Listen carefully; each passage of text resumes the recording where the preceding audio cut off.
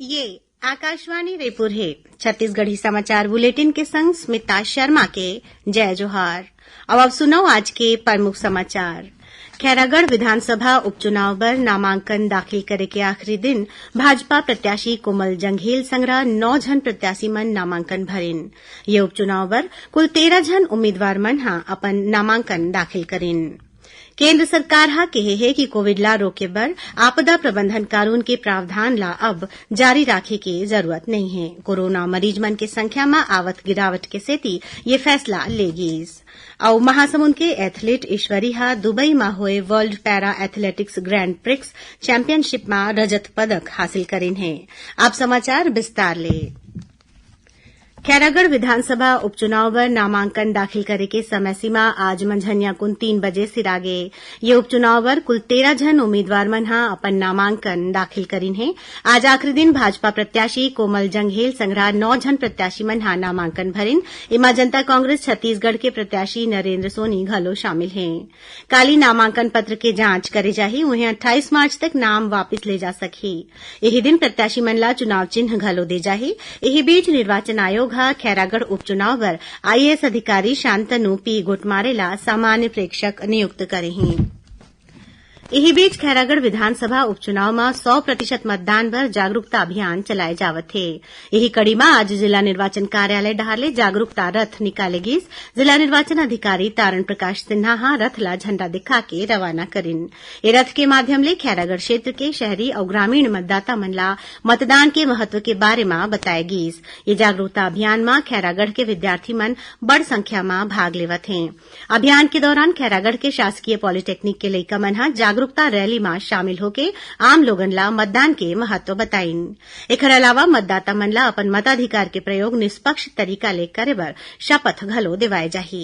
उहें बारे में जागरूकता बर कलेक्ट्रेट परिसर में फोटो प्रदर्शनी घलो लगाए गे हवय। एकर अलावा जागरूकता बर नुक्कड़ नाटक, रंगोली और पोस्टर प्रतियोगिता घलो कराए जावत है। केंद्र सरकार हा कहे है कि कोविड ला रोके के उपाय बर आपदा प्रबंधन कानून के प्रावधान ला अब आगू जारी राखे के जरूरत नहीं है। ये फैसला ला देश में कोरोना मरीज मन के संख्या में आवत गिरावट ला देखत करे गे है। ये महीना के 31 तारीख के मौजूदा आदेश के सिराए के बाद गृह मंत्रालय डहारले राज्य मन ला आगू कोनो आदेश जारी नहीं करे जाही। केंद्र हा राज्य और केंद्र शासित प्रदेश मन ला यहू सलाह दे है कि ओमन हा जारी करे गे आदेश मन ला वापिस ले लेवै। फिर मास्क लगाए के और हाथ जैसन कोविड नियंत्रण के जरूरी उपाय जारी रही। यही बीच केंद्र सरकार डहारले जारी दिशा निर्देश ला देखत राज्य सरकार हा घलो प्रदेश के सबो विभाग के सचिव, संभागायुक्त और कलेक्टर मन ला चिट्ठी के माध्यम ले निर्देश जारी करिन है। एकर अनुसार कोरोना संक्रमण में कमी के बावजूद सावधानी बर मास्क लगाना और 2 गज के दूरी जैसन उपाय के पालन करना आगे घलो जरूरी होही। मुख्यमंत्री भूपेश बघेल हा आज अपन निवास कार्यालय में राखे गए कार्यक्रम में वीडियो कॉन्फ्रेंसिंग के माध्यम ले जसपुर जिला के कुनकुरी और रायगढ़ जिला के लैलूंगा में छत्तीसगढ़ राज्य सहकारी बैंक के नवा शाखा के उद्घाटन करिन। ये दोनों शाखा में किसान मन ला मोबाइल बैंकिंग, किसान क्रेडिट कार्ड, एटीएम और फंड ट्रांसफर के सुविधा मिलही। ये मौका में मुख्यमंत्री हा कहिन कि प्रदेश में सहकारिता ला बढ़ाए बर हर संभव प्रयास करे जावत है। सहकारी बैंक के शाखा और प्राथमिक कृषि साख समिति मन के संख्या में बढ़ोतरी के संग ये समिति मन ला सहकारिता क्षेत्र ले घलो जोड़े जावत है। ये मौका में मुख्यमंत्री हा कहिन कि राजीव गांधी किसान न्याय योजना के चौथा किस्त के भुगतान 31 मार्च के करे जाही। उन्हें चालू वित्तीय बछर के अंतिम दिन गोधन न्याय योजना और राजीव गांधी ग्रामीण भूमिहीन कृषि मजदूर न्याय योजना के हितग्राही मन ला घलो निर्धारित राशि के भुगतान करे जाही। छत्तीसगढ़ी समाचार बुलेटिन आप मन आकाशवाणी रायपुर ले सुनत हव।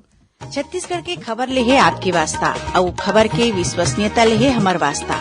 आकाशवाणी समाचार रायपुर के प्रादेशिक समाचार बुलेटिन के संगे संग हमार समसामयिक कार्यक्रम आप रेडियो के संग अपन मोबाइल में घलो सुन सकत हो। आकाशवाणी समाचार फेसबुक, ट्विटर और यूट्यूब में घलो हावय। हमार फेसबुक पेज हरे Chhattisgarh news on AIR, Twitter handle CGAIR news और हमार यूट्यूब चैनल हरे छत्तीसगढ़ AIR न्यूज। तो अब रेडियो के संगे संग आपके मोबाइल के माध्यम ले हम आप तक पहुंचत हन। छत्तीसगढ़ के हर खबर पर सुनत रहो आकाशवाणी समाचार।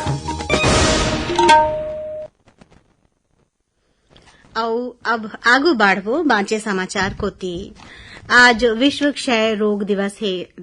क्षय रोग यानी टीबी के सेहत ऊपर पड़ैया दुष्प्रभाव और एकर सामाजिक आर्थिक परिणाम के बारे में लोगन ला जागरूक करे बर ए दिन ला हर बछर 24 मार्च के मनाए जाथे। टीबी अभी घलो दुनिया के सबले ज्यादा संक्रामक जानलेवा बीमारी हवय। आंकड़ा के मुताबिक टीबी ले हर दिन करीबन 4000 लोगन के जान जाथे और करीबन 28,000 लोगन हर दिन ए बीमारी के शिकार होथे।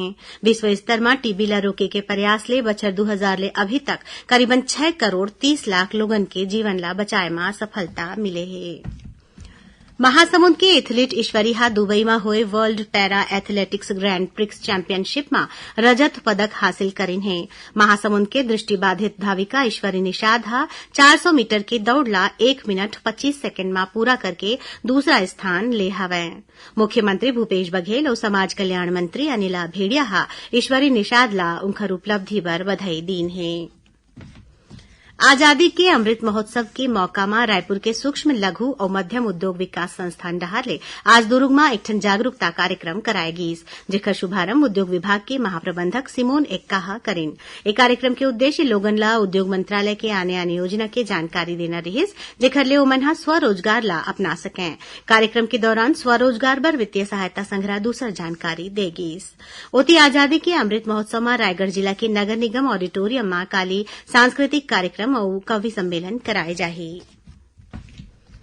दंतेवाड़ा जिला के कटे कल्याण में गांव वाला मन अपन मांग ला लेके तहसील कार्यालय के घेराव करेन। सर्व आदिवासी समाज के कटे कल्याण विकासखंड इकाई के अध्यक्ष भीमसेन मंडावी बताइन कि प्रदर्शनकारी मन राज्यपाल और मुख्यमंत्री के नाम तहसीलदार ला ज्ञापन घलो सौंपिन। ज्ञापन मां कहे गे है कि जल जंगल जमीन मां उहां रहिया मूलवासी मन के अधिकार हरै। श्री मंडावी बताइन कि ज्ञापन मां अनुसूचित क्षेत्र में ग्राम सभा ला और ज्यादा मजबूत बनाए के मांग घलो करे गे है। प्रदेश के निलंबित आईपीएस अधिकारी जीपी सिंह डहाले सर्वोच्च न्यायालय में लगाए गए अंतरिम जमानत याचिका ला मंजूर करत अदालत राज्य सरकार ला जवाब देवर नोटिस जारी करे है। जीपी सिंह डहाले वरिष्ठ अधिवक्ता कपिल सिब्बल याचिका पेश करेन। सुप्रीम कोर्ट के मुख्य न्यायाधीश एनवी रमन्ना और कृष्ण मुरारी के युगल पीठ में यह याचिका पर सुनवाई हुईस। अब पेश है मौसम के हाल। ए बेरा प्रदेश के उत्तरी भाग में पश्चिम दिशा ले हवा चलत है, उहें दक्षिण भाग में दक्षिण ले नमी वाले हवा आवत है। तेखर सेती प्रदेश में अधिकतम और न्यूनतम तापमान में कोनो खास परिवर्तन होए के संभावना नहीं है। फिर उत्तरी छत्तीसगढ़ में अवैया 2 दिन तक तापमान में थोड़ बहुत गिरावट आयले गर्मी कमती रहे के संभावना है। उहें प्रदेश में 1-2 जगह हल्का वर्षा होए के संभावना घलोक है। अब थोरकुन समाचार सार में। बीजापुर जिला में माओवादी मन आत्मसमर्पण करैया एक जन माओवादी के अपहरण कर ले हैं। पुलिस के अनुसार ये आत्मसमर्पित माओवादी जब गंगालूर के बाजार गे रहिस तभे दूसर माओवादी मन ओला अगवा कर लेन। गौरेला पिंडरा मरवाही जिला के परासी गांव में हाथी के हमला में एक जन माई लोगिन के मौत हो गए। ये माई लोगिन तीर के जंगल में महुआ बिने बर गे रहिस। ए घटना में 7 बछर के लइका घलो घायल हो गया हवै।